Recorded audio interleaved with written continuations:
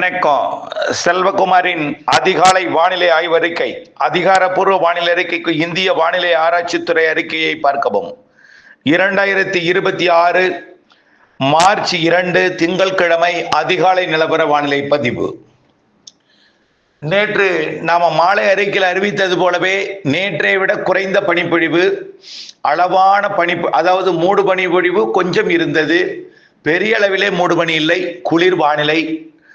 பெரும்பாலும் கடலோரத்தில் 22 degree Celsius அதிகாலையும், உள்ளே 22, 21 டிகிரி செல்சியஸும் பதிவாகி இருந்தது.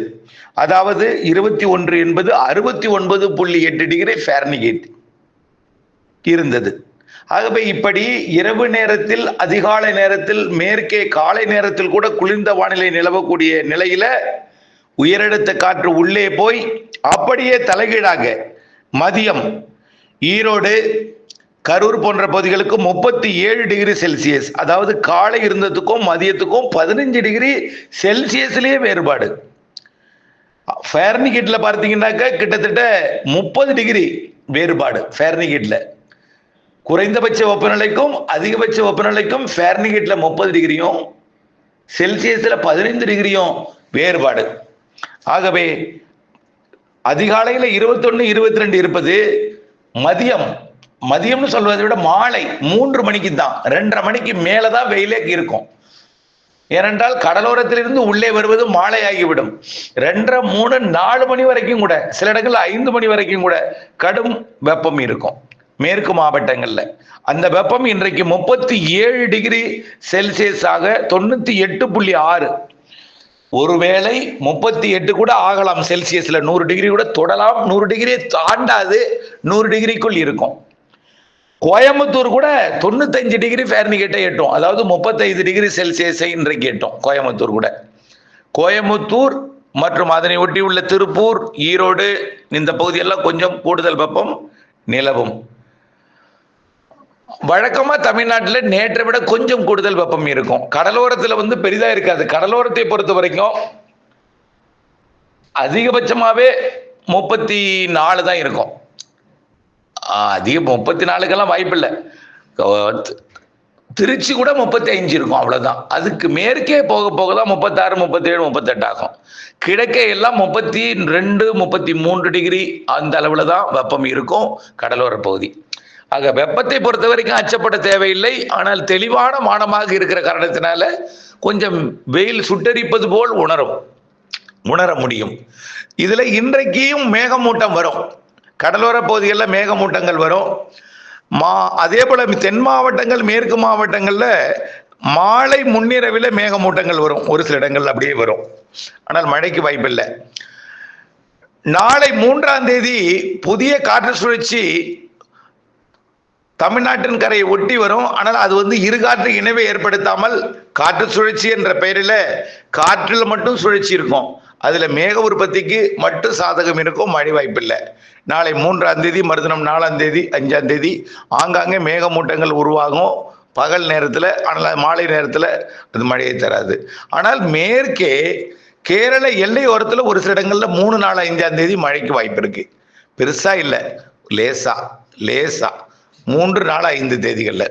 சரி, அதுக்கு அடுத்தது இந்த வெப்பம் இதே மாதிரியே தொடரும். ஆனால் இன்றைக்கும் நாளைக்கும் தான் கொஞ்சம் கூடுதல் வெப்பம் இருக்கும்.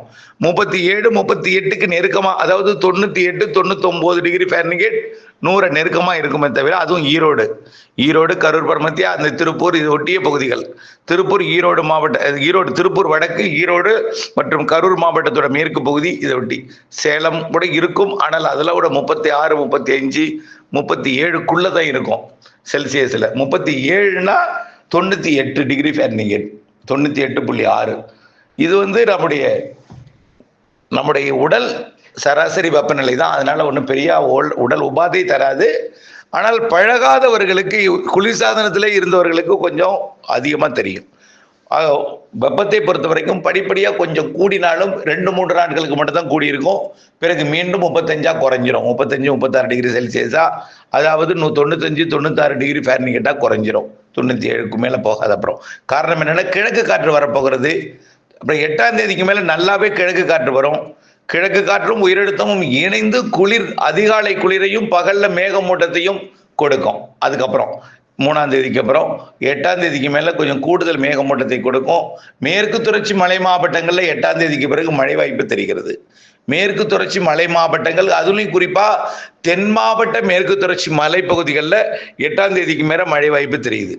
கேரளாவிற்கும் கண்டிப்பா கேரளா, கர்நாடகா, அரபிக்கடலையும் ஒரு காற்று சுழற்சி உருவாக போற காரணத்தினால 8ஆம் தேதிக்கு மேல கேரளா, கர்நாடகாவிற்கு இடிமழையும், தமிழ்நாட்டின் கேரள எல்லையோர மாவட்டங்கள் குறிப்பாக தென் மாவட்ட மேற்கு தொடர்ச்சி மலை, அதாவது நாலுமுக்கு, ஊத்து, திருநெல்வேலி, தென்காசி மாவட்ட பகுதி, அதே போல விருதுநகர் மாவட்டத்தோட மேற்கு பகுதி, தேனி மாவட்டத்தின் கேரள எல்லையோர பகுதி, கேரள பகுதி, வால்பாறை பகுதி, இங்கெல்லாம் 8ஆம் தேதிக்கு மேல மழை வாய்ப்பு அமைய இருக்கிறது.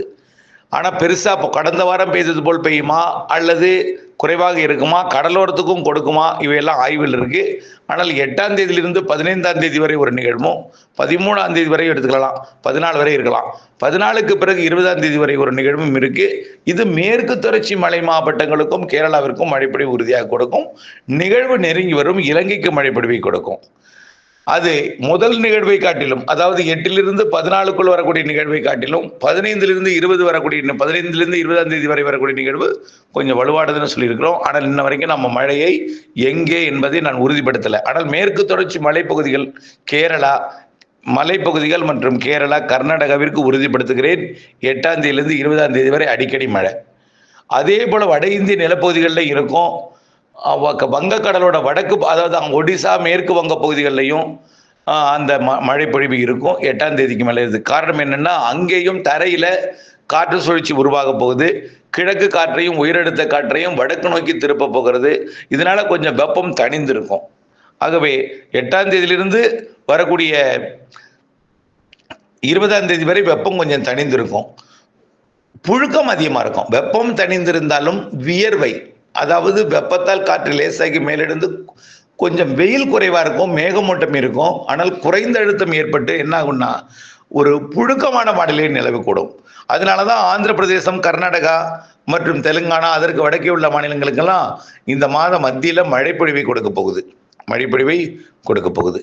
இதுல ஒரு பெரிய ஒரு மகிழ்ச்சியான செய்தி என்னன்னா, ஈரான் மற்றும் சவுதி அரேபியா, குவைத்து, அப்புறம் கத்தார், இங்கெல்லாம் வரக்கூடிய 3ஆம் தேதி, அதாவது செவ்வாய், புதன், வியாழன் மழை வாய்ப்பு உருவாகி இருக்கிறது.